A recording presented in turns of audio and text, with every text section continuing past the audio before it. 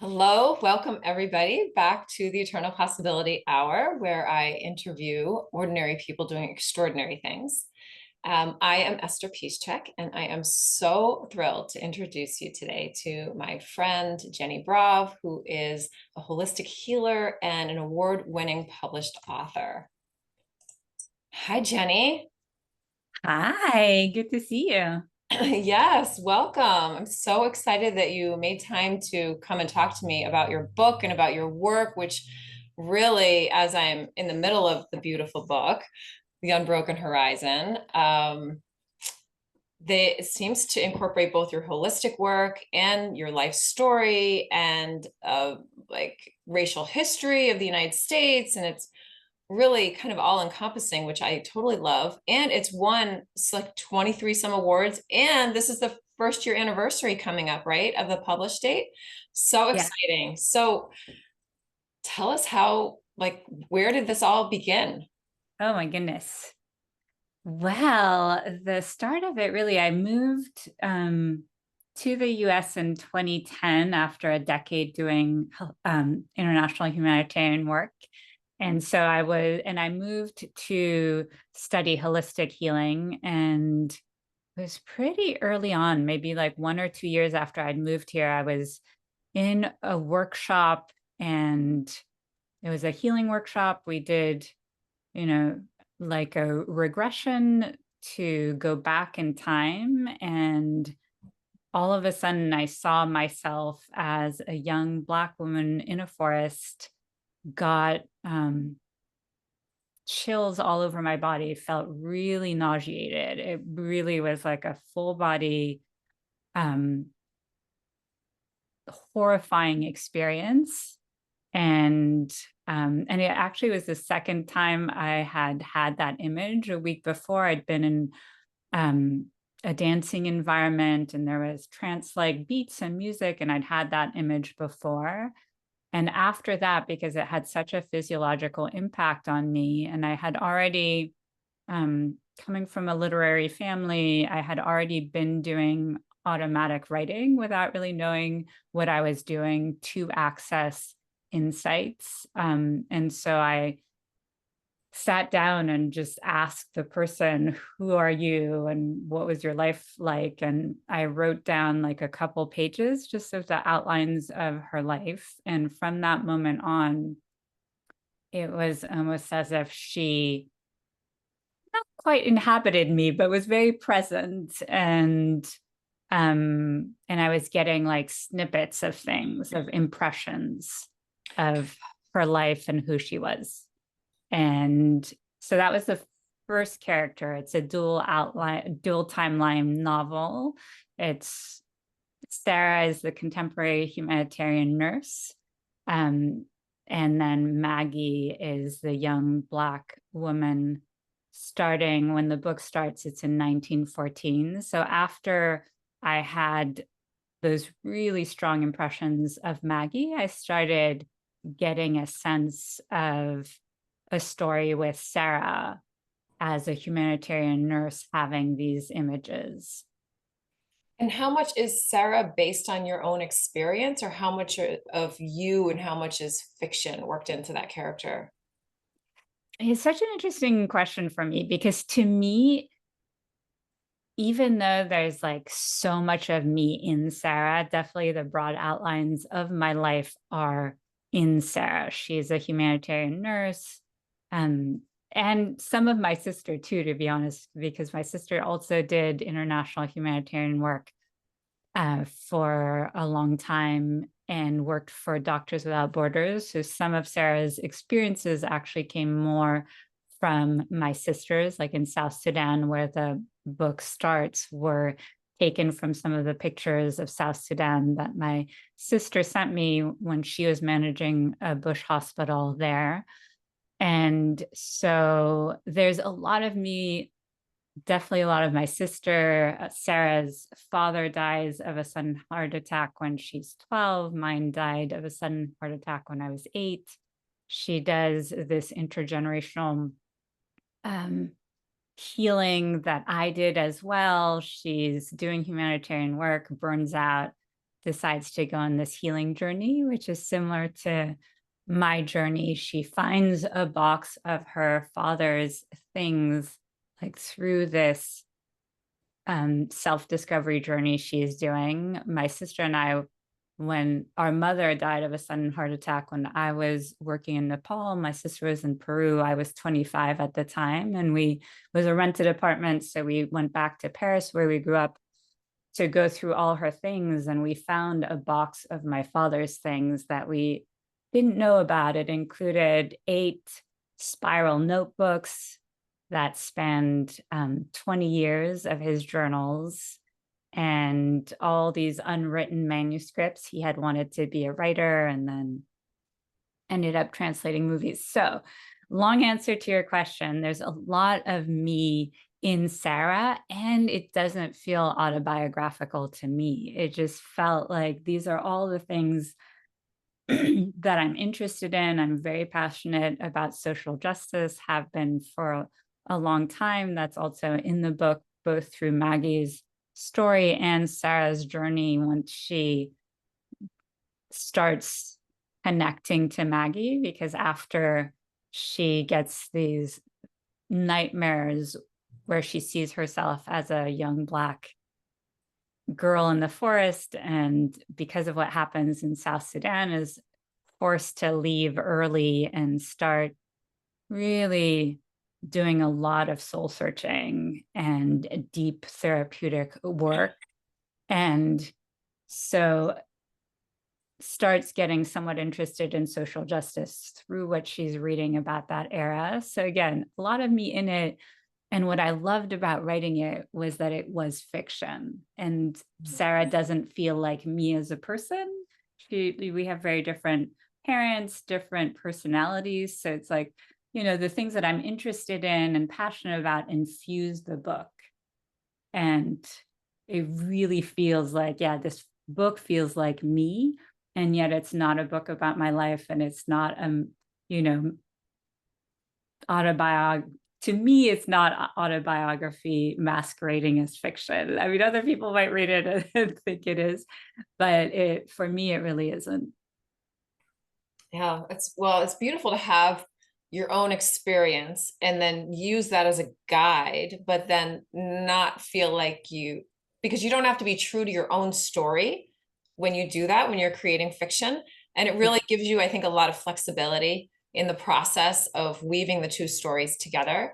And so Maggie, you said, actually came to you Yes. through a similar process, through visions, and then you did, if I'm understanding you correctly, did some deep dive work into what that was, since the first physiological experience of her was very kind of traumatic, from your description. So is her story, is that directly from your experience, and the Maggie that you met, is that the same Maggie that Sarah meets, or is there also some fiction woven in there?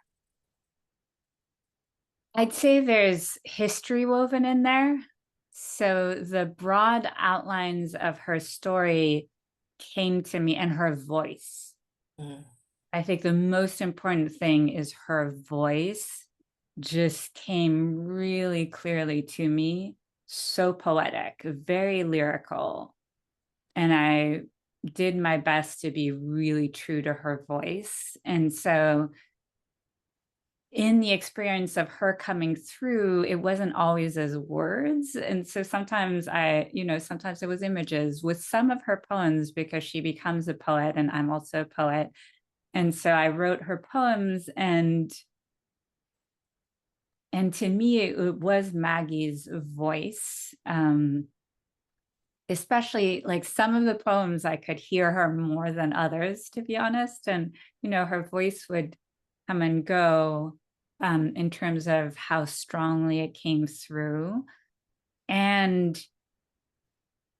it, again, it was interesting writing Sarah and Maggie, because Sarah felt very like, a little cynical, very pragmatic. And I felt like that came through in her writing. There's not a lot of it's not very poetic the way I wrote her chapters, because she was just a no nonsense, caustic person.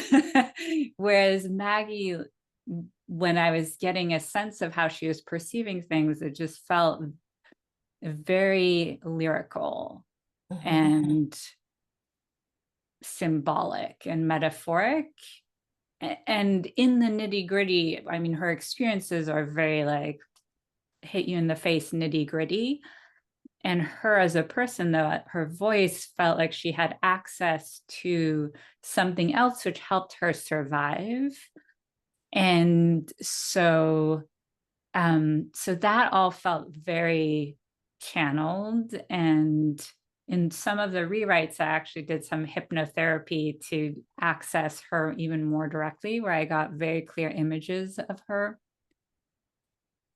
And I definitely fleshed out what I had sensed of who she was, what the broad outlines of her life were, with very deep research. And that was actually part of what I loved about it. So she came to me, I got a sense of who she was. And so I started really doing research into Black history in that era, and especially very early on, because I had seen that her, and this is not spoiling anything because it happens in the first few chapters, I had seen that her father and her brother were lynched, and that led her to run away from the plantation where she and her family were working as sharecroppers. And so I started researching around that topic. And when I found this anti-lynching legislation that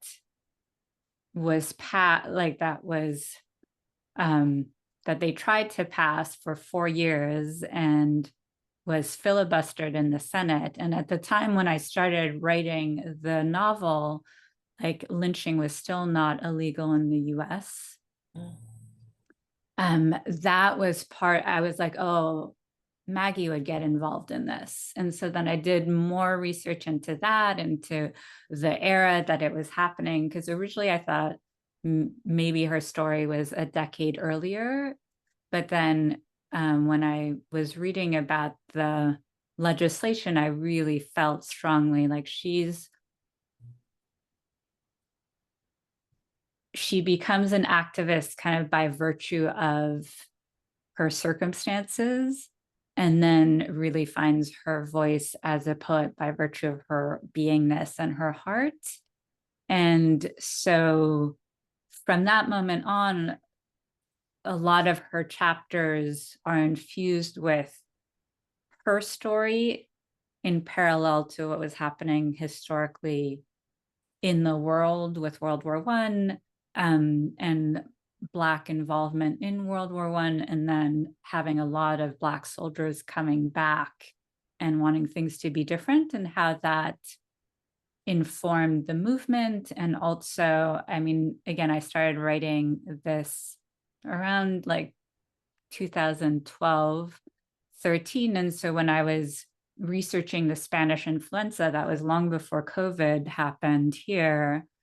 But really, that was such an influential, I had a big influence in what was happening at the time as well. And so, in 2020, when I was rewriting in the middle of rewrites of the book, or just about to launch it, try to launch it into the world, which led to rewrites, the parallels were really stunning from my research. So again, long answer to say a lot of it is channeled, but really more than fictionalized, it was historicalized and contextualized into what was actually happening. And I love doing the research. That was one of the aspects of writing the book that I loved the most is, I'm a holistic healer now, and I love that. And I do have an academic background as well. And I really, I've always loved research and that process of how to bring history and research to life so that people might care about it. And so, yeah. This is Misha. Hi, She Misha. sometimes shows up for Eternal Possibility Hour interviews. I love it. I bet you have a lot to say about this, Misha. What do you think? Nice interview, Kitty. The cat commercial. So your book has won historical fiction awards, and I have to say I'm so glad to hear that you one did all the research and then enjoyed all the research, because I am like 280 some pages in and absolutely loving it. A little bit over just around 3/4 of the way in, and I absolutely love it. I love the contrast between Sarah's voice and Maggie's voice. And I love that I'm learning something about American history and racial history of that time period, and things that I kind of knew, but I didn't really have any specifics about, like the anti-lynching law and a lot of the things that were happening, what people were experiencing then. And so how was it that you were able to, as a white woman, how were you able to really dive into, because it's not only Maggie's character who was channeled, but she has people that she interacts with. She's interacting with an entire Black community of folks, and they each have their own characters and their own voices. And so, how was it working through that for you, and really feeling, I would say, confident in publishing it, that this was kind of accurate information you were putting into the world when your own experience is not that? Yeah, I love that question. It's such an important question. There are a lot of different layers to that answer. And I mean, the first, especially with Maggie, is that it never felt like I, as a white woman, decided to tell a Black woman's story, even though that is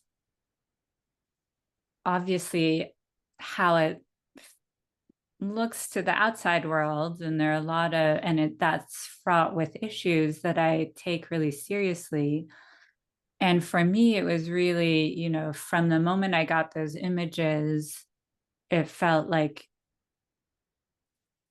for whatever reason, this was a story I was given to tell. And in fact, at some point early on in the writing, I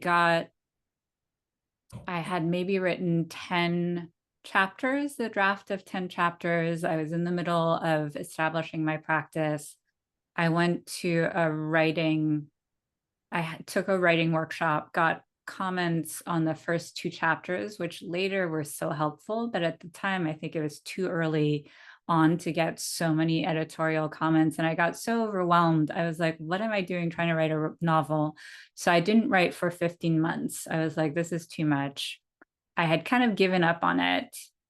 And then one woman from the writing group I'd originally been in when I was starting to write the story reached out and said, hey, are you interested in meeting once a month? And so 3 of us started meeting once a month, like over a decade ago.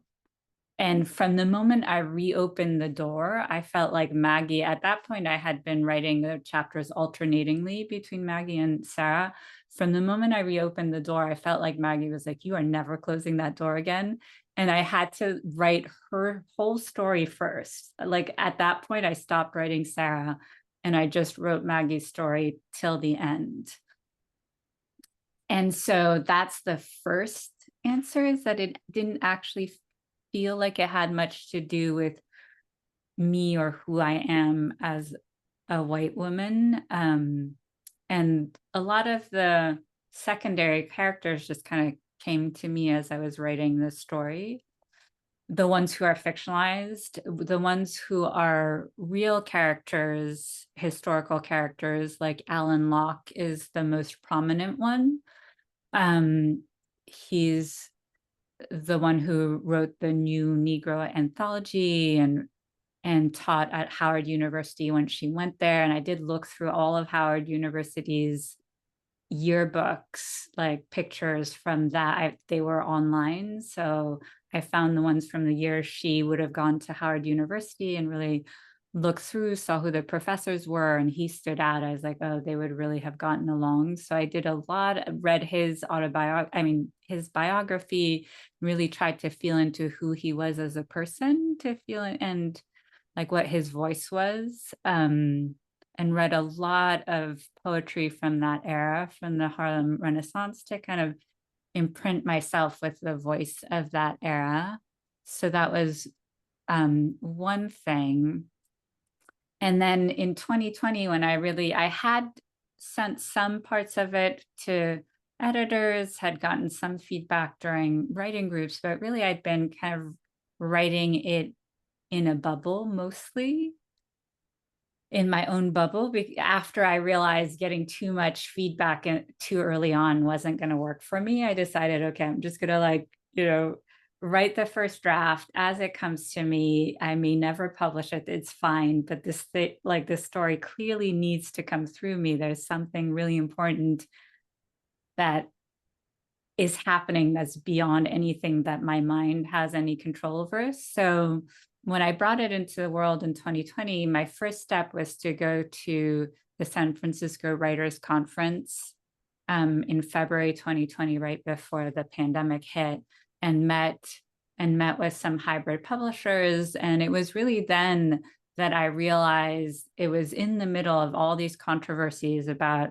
white women authors writing the voices about with main characters of color, and honestly, because I'm not really in the literary world, I just happen to love writing, to have been born into a family that loved writing, that was very literary, but I didn't get an MFA or anything like that. I wasn't really in the world, so I didn't actually know. And so when I got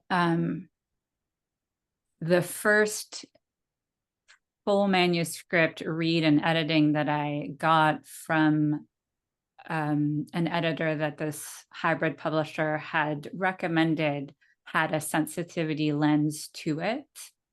And she was white. So I decided myself, I mean, I had asked them if they could have a Black woman editor do the sensitivity read, and they couldn't at the time. And so I also then found a sensitivity reader who was both a young Black woman and also really interested in history, was a history major. And so she read that original version of it. And after I did 2 years of rewrites, so was including her comments, the comments of the white editor who was using a sensitivity lens, and had done all the changes that I could.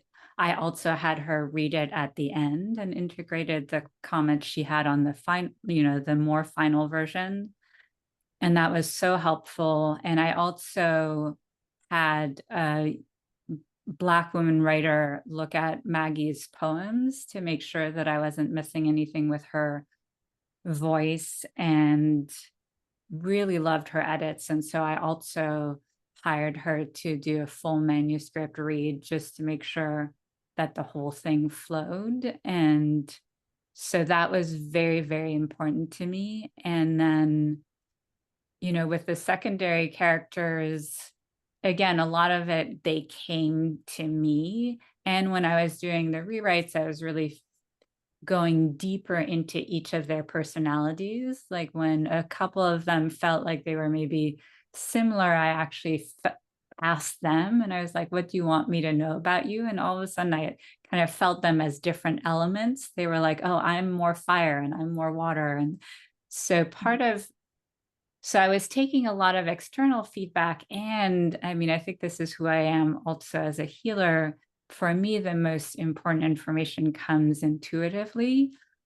And so because I was also really wanting to connect to each character as a real person, and to feel more into who are you as a real person. And I did that with the ones in Sarah's part as well, like wrote these character bios so that I could understand them better. It's like, oh, who are you? Like, what's your background? Things that never made it into the book, but it's like so that I actually knew who they were as people. And the final decision for me, because you were asking, like, in terms of deciding to publish this, I was clear, okay, other people can have opinions and I want to listen to them. And the final say is Maggie's, because she's the one who came to me.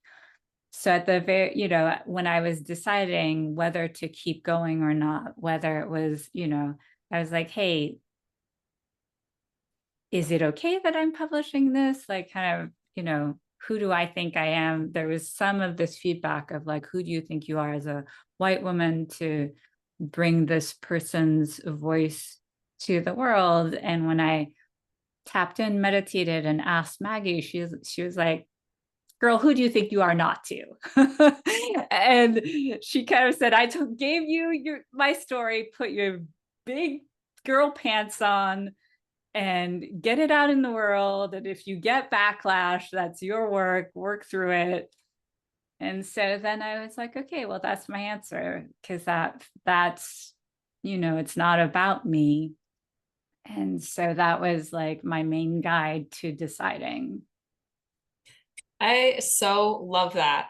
I so love that because I feel like as I'm reading it and getting deeper into the stories of Sarah and Maggie and all the characters around Maggie and the historical part of it, it really is so like clear to me that this is the perfect time to have this book Mm. exactly the way it's written come out into the world, because from Sarah's perspective, she is investigating kind of what you would call in the 80s, I guess 90s, new age, holistic healing practices that, you'll hear about yoga and meditation and some like romance stories or even like story-ish fiction, but you don't usually hear about hypnotherapy or EMDR, which is, tell me again what that stands for our listeners. Oh, you're gonna put me on the spot. Okay, good. I feel better now. And It's a rapid eye movement yeah, where you go through a traumatic experience, and then you have this rapid eye movement experience and it clears out things. So the actual acronym isn't that important. Um, but you don't usually hear about those things. You don't usually hear about them in the first 3 chapters of a book. So that was really surprising to me. And then also, the pandemic in the Spanish flu back in 1918, and then all the racial injustice and things that were happening there, and then all of the racial injustice and things that are coming out now. I mean, it feels like it's highly relatable for our current time, modern time, even though you're talking about things that happened in the beginning of the 20th century in the early 1900s. yeah, exactly. And I mean, for me, the parallels were striking again, because I'd been doing this research and I'd been writing this book for a long time. And so when I saw what was happening and the rhetoric and the divisions and the thing, in DC, one of the worst cases happened because somebody was really caving to political pressure and allowed the churches to reopen, even though he was kind of made a statement of like, this is against my best judgment, but all the churches are pressuring, and it had been starting to decrease at that point, and then there was a big resurgence when people were allowed to gather again. And I was seeing the rhetoric that was happening. And so that was one of the small things. But one of the reasons I really love dual timeline stories, I mean, that's one, as a reader, I really love it, even more than just pure historical fiction.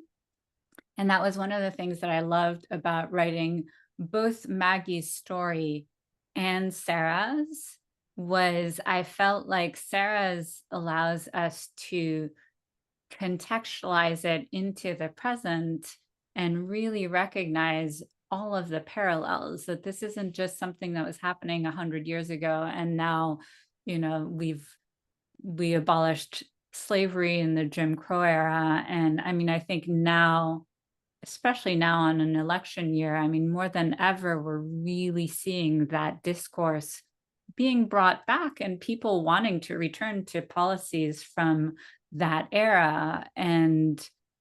And I think through her process of healing and doing research into what was happening with Maggie, it transformed Sarah as a person and me as well. I mean, I was always really interested in social justice and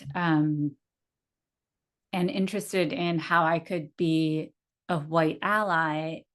And because part of what I do when I write stories, I mean, you were asking about the secondary characters, part of it too is me as a writer and a person, I'm an empath. And so if I'm working with healing with humans in a healing capacity, I'm kind of feeling what they're feeling in my body. And that's part of how I can really be an effective healer. And that's what I did as a writer too. It's like I wasn't really living these people's lives and feeling them, or, even if I wasn't living their lives, I was kind of empathically tuning in and being like, oh, what does that feel like? And after really truly inhabiting their lives viscerally, I'm not the same person anymore. And so I'm kind of hoping that somebody, especially white readers, to be honest, like who read this book and can feel in their bodies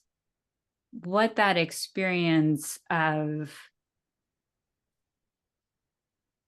not just the hatred, but the constant threat Mhm. to both survival, but also thriving. Like a lot of the attacks came when the Black community was doing well and didn't need the whites. And,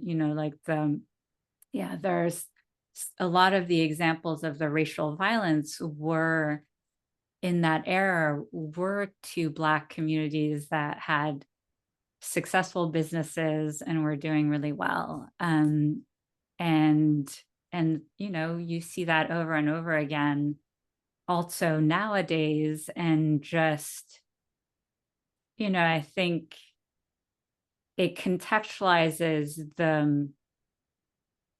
the police violence, the fear of, just driving while Black, Mhm. or sleeping while Black, or jogging while Black, or, all the things that we're seeing. It's like, it's not just rhetoric. This is the real legacy of our history with slavery, our history with the Jim Crow laws, with segregation. It's like, you can't just erase history. And I was doing that. For me, it really matters, like the all levels from the micro to the meta really, and the micro and the macro. I mean, from the micro, meta, macro really matter to me, both as a nation and having grown up binational, French and American, having worked all over the world, also globally. And so I feel like I was also wanting to infuse that with some of the global things happening, that there's a whole history in all of the um, conflicts happening and wars that I don't want to literally whitewash. And I want us to feel into the nuances and the layers and with our hearts, and not just like sound bites in our heads. Mhm. Yeah, headlines. They talk about the headlines in Mhm. there a little bit and how inflammatory they are. But I feel like Sarah's story really does that because she was working in South Sudan as a humanitarian nurse and had relationships with people who lived there, and that was their life. And then the history of what happened with South Sudan becoming independent. So really, it's so beautifully done, and there are so many layers to it. I just applaud you for hanging in there because it sounds like it was years of your life in this discovery process. And I'm wondering how, we're always changing every day, we're always changing. And so this was what, 10 years or so or more of your life. And so, how do you feel like you changed through this process from the beginning to the end? Like, what was the kind of like the gifts of going through this process for you? I love that question. There were so many gifts. And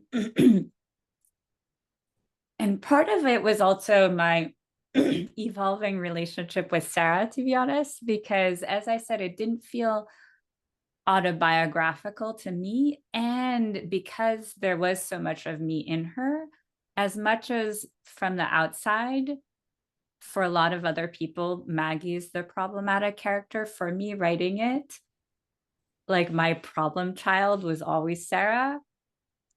She was the one who, like, I had, 3 full manuscript reads when after my first few drafts, and the sensitivity read, as I said, and then the other manuscript read. And across the board, I always got the feedback that Maggie was so much more compelling than Sarah in the first drafts. Like I rewrote maybe 75% of Sarah. And when I first wrote her, she was third person voice. I wanted her to be third person and Maggie to be first person. And I know this might sound like I'm talking about craft more than how I changed, but I think it all is connected. And then in the rewrite, I decided to write her as first person. And it actually really changed how I felt about her. It's like, oh yeah, I'm walking in her shoes now. And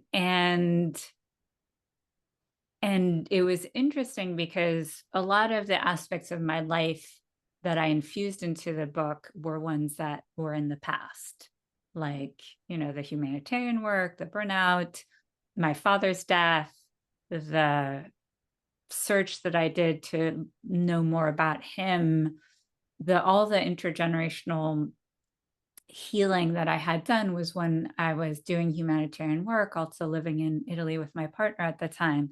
So that had been past, but the holistic healing really, and, when you're studying these modalities, you're also doing the healing on yourself. It's not like we're living in vacuums. And so I was studying the practices and doing my own healing and establishing my practice. And I feel like there's a lot of me and Sarah, but there's also a lot of me and her therapist, Patrick. And so when I was doing the rewrites of Sarah from 2020 to 2022, and I was looking at chapters I had written in like 2013, 2014, I was like, oh, I'm no longer the same person. And so I do think that a lot of the rewrites had, like, one of the things that was driving the rewrites of Sarah was both learning about narrative structure. So I think I'm a better writer than I was also through doing this, because I had no formal training in writing. I think and in some ways it was helpful because I wasn't hindered by structure. I was just letting the story flow, especially for Maggie. And in other ways, especially with Sarah's story, after she left Sudan, there was a lot of navel gazing, a lot of like chapters in her therapist's office in the original version. And people are like, that might be what happens when you're doing personal growth work, but this does not make for compelling story writing. And you don't want people to just skip over the Sarah chapters to go to the Maggie chapters, which I've done in like some dual timeline stories. What I think one is, I'm more interested in one story than the other. So sometimes I've skimmed some of like the alternating chapters, and two of the editors I was working with recommended a couple of books, and one being Save the Cat Writes a Novel. And so I really, at first I was like, it kind of feels like a paint by numbers. You have to do this and that. And then when I actually went through it for each character and really changed, especially Sarah's narrative arc, it did feel like it became more compelling. So, I mean, I think, me writing the book changed me as a person. As I changed as a person, it changed the book. I mean, it's like a positive feedback loop. And as I was saying, definitely the Maggie chapters, I think, make me even more compassionate, not compassionate, but really empathetic in terms of walking in the shoes of, um, to the disparities, like the glaring disparities in this country between, whites and white privilege and all the things we take for granted and people of color, and like all the nuances, like how that becomes even more complex with women of color and issues of sexism and misogyny in this country, which, are very tied but also separate. So yeah, and it was interesting because I also, I don't myself do EMDR because a trained, um, I'm not a licensed therapist, but I had received EMDR. I had a friend of mine who's a colleague, who's a therapist who does EMDR. Actually, a couple of them read those chapters and, make sure it was accurate. And one of the modalities I do, which is emotional freedom techniques, is also very helpful for working with traumatic memories. And, I, for me, again, social justice is one of my interests, but another interest that I have is really about trauma, individual trauma, collective trauma, ancestral trauma, and understanding trauma responses, because a lot of judgments we might have of other people and their behaviors are actually trauma responses. And when we understand trauma and the impact it has on the nervous system, we can have so much more empathy for ourselves, self-love, love for others, understanding for others. And so if there's anything people take for themselves from the book, is really, I think, like having more compassion for their own wounds and coping strategies and limiting beliefs. And so again, as I was going deeper into that for myself and with my clients, because there's also quite a bit of my clients in Sarah too. Like as I was writing certain interactions between her and Patrick, sometimes it was like conversations that I had just had as, me being Patrick with some of my clients. And so I really also wanted to infuse her just with, you know, s- maybe small t traumas that aren't as obvious as like the really overt, violent, terrible traumas that Maggie went through, but showing that, a 12-year-old who finds her dad dead and then has parents who give her a lot materially but are not emotionally connected, and that has its consequences as well. And so I've kind of integrated a lot of things into my answer. I didn't just stick to the point of how I changed, but yeah, I hope that that answers your question. Yeah, it's super helpful and super fascinating how synergistic kind of your own, it's as if there's the three of you, you and Maggie and Sarah, are all kind of helping each other to grow. And what's fascinating, and through your own study of healing modalities and then your own family history, and it's fascinating that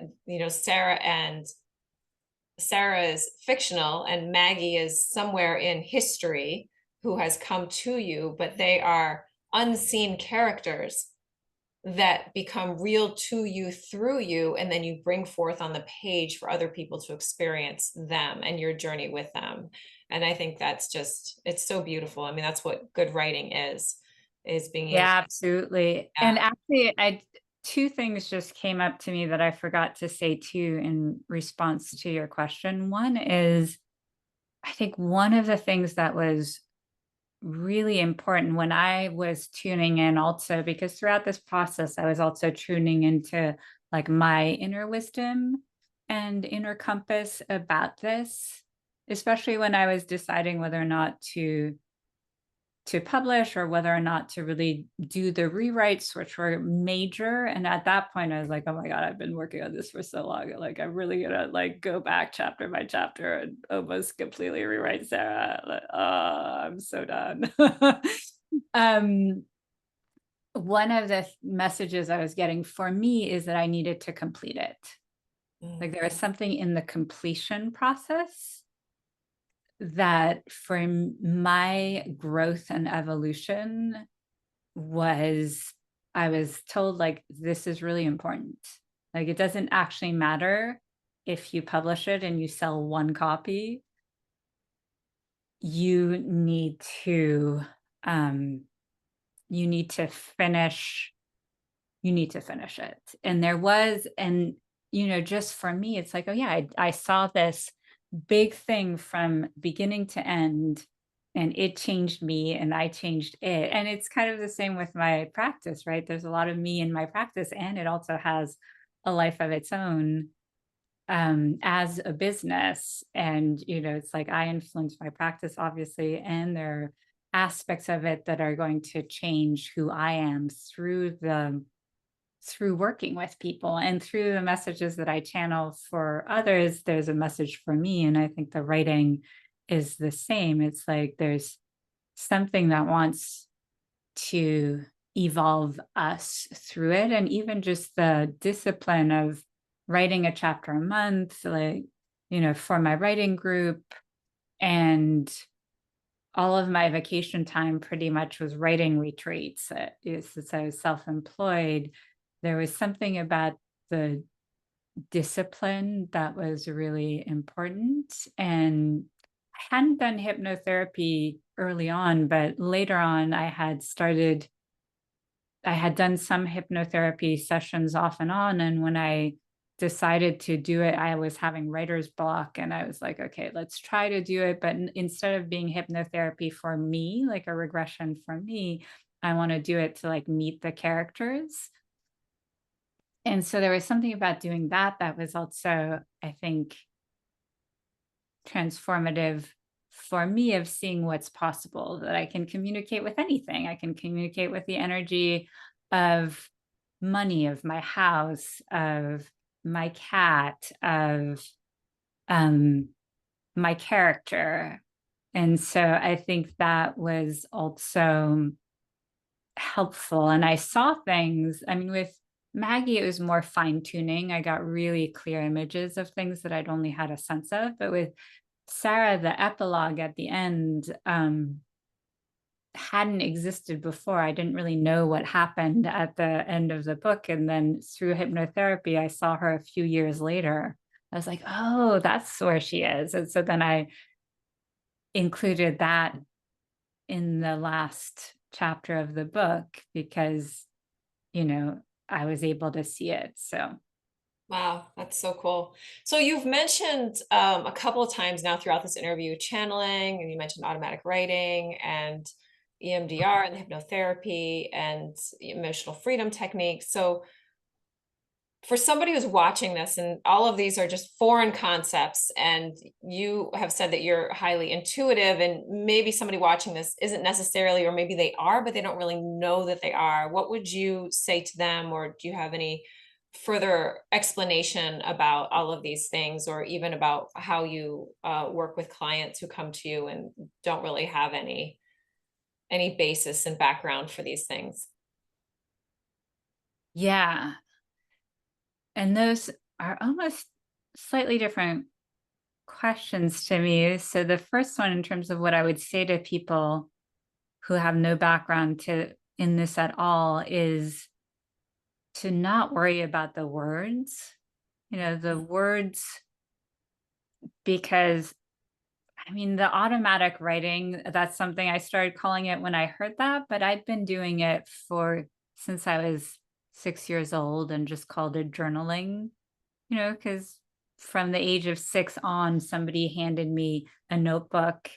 Well, my parents and then my grandfather, because everybody loved writing. So I remember like we went to Hyde Park in upstate New York, every couple years to see our grandfather because we were living in France. And so it was a big trek. And then our cousins were living in Japan and we'd all meet at his house. He had so many books and he'd been an editor his whole career. And he'd give us a notebook and it was a beautiful bound notebook, blank with pretty pens. And it was like, just write. And it was the opportunity to enter a magical world of imagination.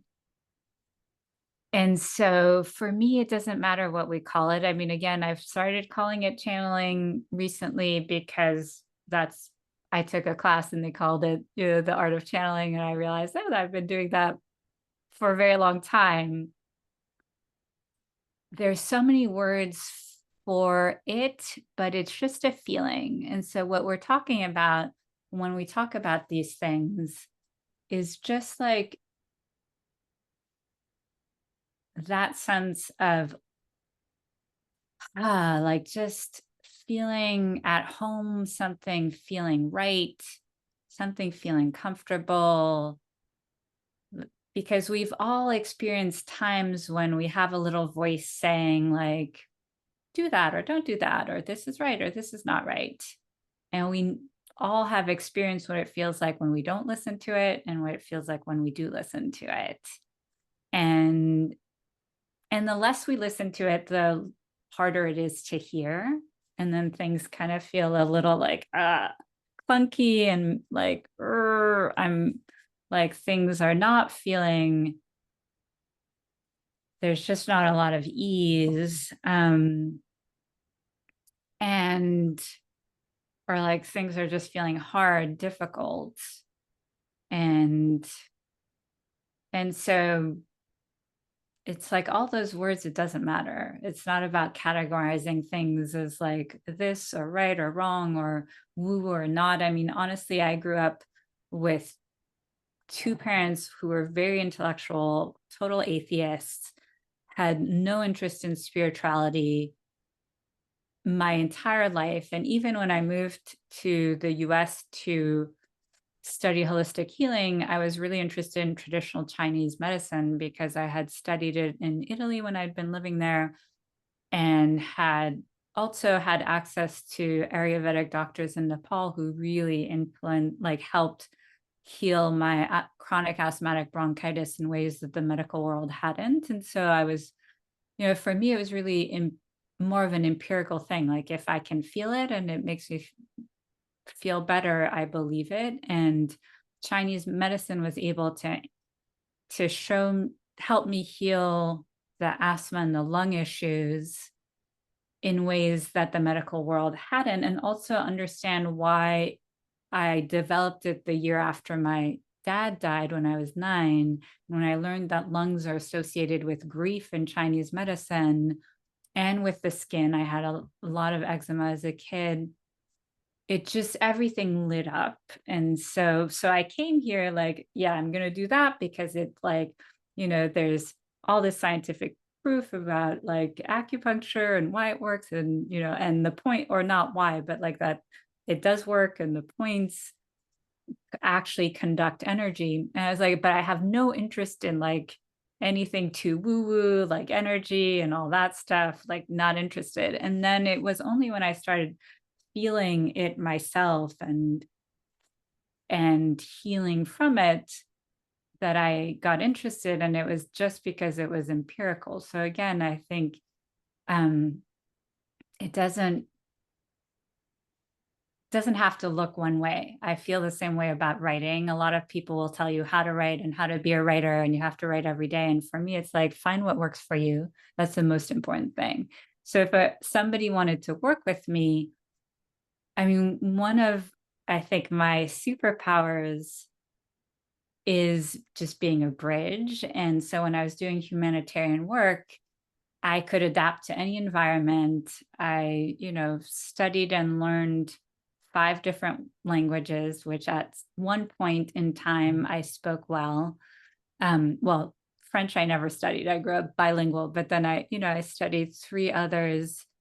And then that I spoke at some point proficiently and then have studied 2 more beyond that, and so it's like I can switch between languages literally, but also metaphorically. So if somebody comes to me and they're wanting to work with anxiety, as long as they're getting a yes about me, and that's the most important thing. We all have our yes and no. It's not because like I worked well with their cousin that I'm going to work well with them. It's more like when we are in front of someone and they're talking to us, we'll get a sense in our bodies of like, oh, this feels comfortable. I like her.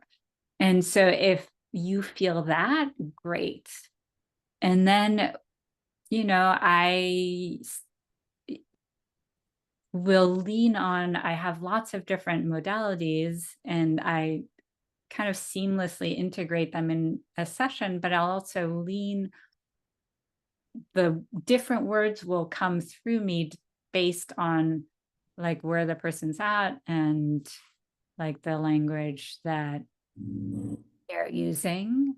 I mean, for sure, I think it's most helpful if somebody has or it's going to be most effective if somebody really has an interest in mind, body, and heart connection and is not just interested in operating from the head, but, because all the work I do does integrate the body as the portal for healing if we're just wanting to heal through insight and cognitive understanding. As much as I think that can be supportive to healing in and of itself, the physiological level shifts that a lot of us are wanting to happen aren't going to until we really like bring the heart and the body back into co-piloting positions. Yeah. And if somebody wanted to start that practice without having a session, what would you recommend? If they listen to this interview and they say, okay, I know there's something more for me, or I'm having this issue. I don't necessarily want to dive into some big exploratory process, but I really would like to know more for myself. And it sounds like you kind of worked it out through Sarah and Maggie through your book. So what would you say to them? Say like, here's my starting point. Mm. I think the best starting point is where people feel the most like them and to look for answers there. And I mean, that's the thing. I think sometimes spiritual practices can seem kind of reductive, like, oh, meditation is the way to, find enlightenment. And there's one way to meditate, and it's not the only way. And for a lot of people, it doesn't work. And for a lot of people, sitting still brings up school trauma of when they were developing bodies that need to move to grow and learn and are forced into stillness. And so it brings up all that antsiness and cognitive dissonance and, basically just a split between self and what others are telling them they need to do to be good or get approval or love. So for some people, it's being out in their gardens. For some people, it's running or swimming or painting or doing a sport or dancing, cooking. I think flying, paragliding, it's like whatever state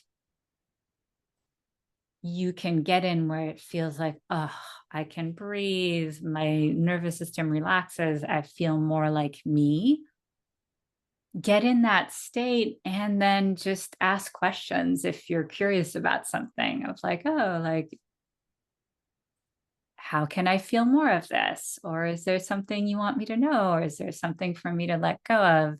The one caveat I would say to that, though, is that often the things where there's flow are also can be things where that then got co-opted into a performance mindset. So let's say you love running and then you've, learned to do that competitively, or that even, happened for me with writing. It's like, oh, are people going to want to read this? Or is this good writing? Or like anything that becomes external and you go into your head, and any sport can be that, dancing, like, art.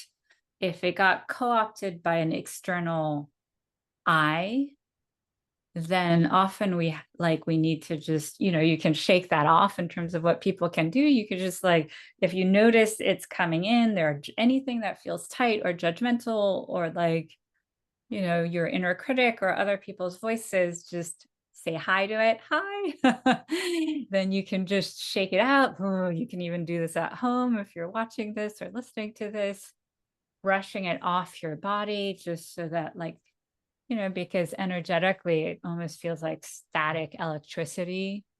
And that's a lot of the things that I do. I also have a YouTube channel, Jenny Brav Somatic Healer, where people can just find these little things that they can do, which are really easy. And so that's one of the things that I do with clients is like, doesn't have to be an hour of yoga or half an hour of sitting on a pillow, although, I think there's so much value to both of those. But what can you do in 3 minutes that shifts your state? And so just like doing that can really like shift the state. Or if you're too much in your head, calling the energy back to you, like all your energy has gone up there, just be like, oh, come back. And anybody who's listening or watching this can just do this. Your hands are just waving up in the air, you corral it back, and then you like kind of close the circuit. You can even do that with me, Esther, if you want to. So it's like, oh, the energy's all up there in the future to do whatever you're going to do. Like, come back, come back, come back. And then close the circuit so it doesn't escape. And then just slowly bring the energy down. Ooh, and then either you can just feel where your hands want to go. Maybe one hand wants to go to the heart, one to the belly, or both go to the thighs.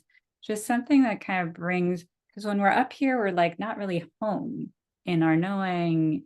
And, societally, we're really conditioned to never really be embodied or live in the moment. We're always like planning or thinking or in the future. And then another really simple one, so maybe you can play with me, Esther, is like if we're hooked into thoughts. So our mind's spinning, like with anxiety, is often an indicator that we felt a little something like a little spark here. Like, woo.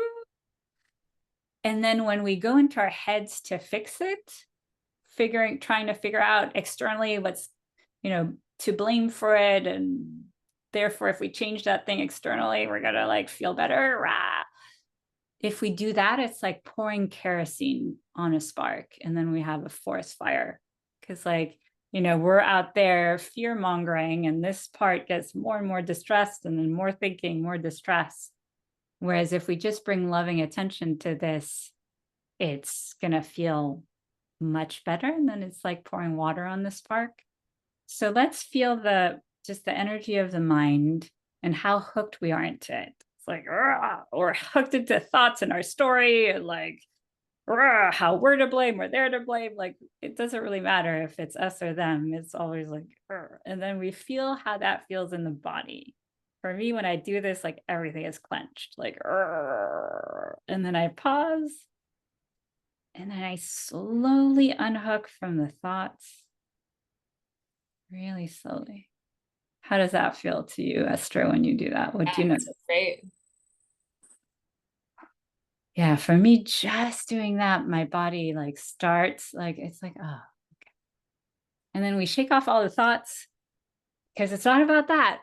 It has nothing to do with the story. I mean, maybe at some point, if we come back to ourselves, something out there needs some attention, but that's not the primary thing. And then we just come back here. Or again, it can be wherever the hands are drawn to, it can be on the belly, it can even be here, like wherever wants attention. And then we breathe. And then our little spark just gets love. And we're not trying to change it. We're just wanting to bring it attention. So those are hopefully really small, simple things people can do, but really it's whatever works for you is the primordial thing.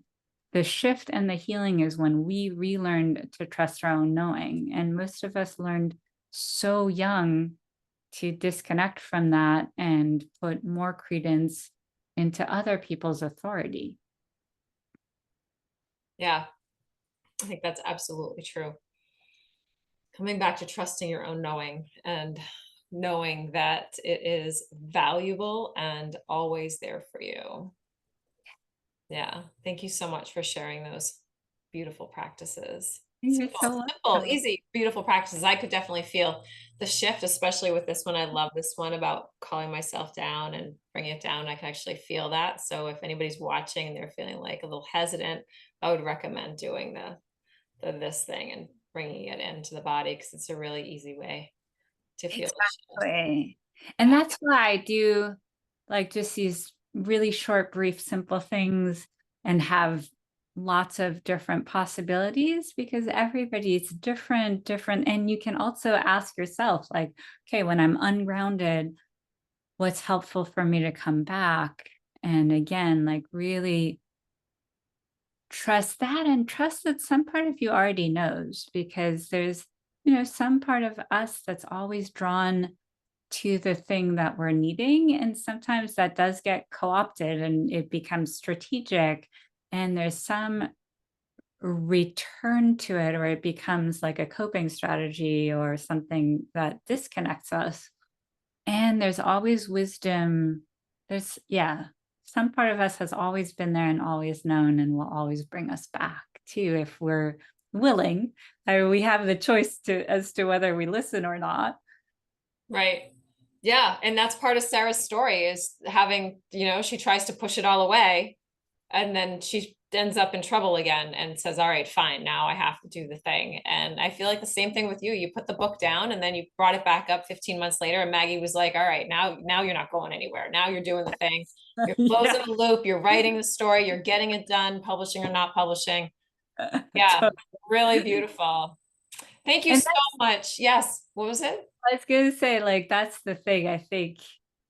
I mean, in my experience, when we're nudged, we have a choice about doing it the gentle way or the hard way. And often, if we don't listen at some points, it's gonna knock us over the head. Like with, for me with the international work, I knew I was meant to be helping people, but it wasn't feeling completely aligned. And I stayed in it a long time. And it was finally like, a health crisis as often happens. That was like, okay, I need to, you know, really listen and pay attention and make big shifts and not just cosmetic shifts, which is the thing with Sarah, right? She was kind of paying lip service to doing the work and exploring things, but there was a lot she was still refusing to look at. And so, yeah, I think many of us have experienced that in our lives. Yes, absolutely. And it's when we pay attention to that experience that things can really change for the better. Yeah. So thank you so much for coming and chatting. I feel like I could talk to you for hours about all the things, but we're going to include a whole bunch of links for people to access both the book and your YouTube channel and your website. So if they want to work with you, they can. Yeah.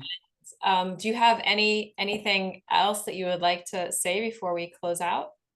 Yeah. I think the last thing I want to say, because many people I've met when I said I wrote a book are like, oh, I've been kind of thinking I want to write a book, or I've started writing things and I'm not sure. And it doesn't have to be everybody's life path at all, right? Everybody has their way of bringing things into the world. And if you have a story you feel like you really want to tell or that it wants to be told, trust that and, you know, be open to what other people might share with you, advice other people might give. And the most important thing is in the process is trusting and honoring your knowing and your way of doing it because, it might not be writing every day. It might not be writing the first draft and editing later. Maybe you're an editing as you go person, or maybe you're like a big picture person, or maybe full sentences are coming and you're just writing one sentence here and there and you don't know how it all comes together. Really trust it and don't get ahead of yourself. Just do one step at a time, because every time I got ahead of myself, like was, editing, when for me, I was just in the draft writing process and those do not mix for myself, or was thinking about like finishing the novel when I was just, in the early stages, or when I was in the drafts, like, oh, thinking about publishing or who might read it, it always blocked the energy.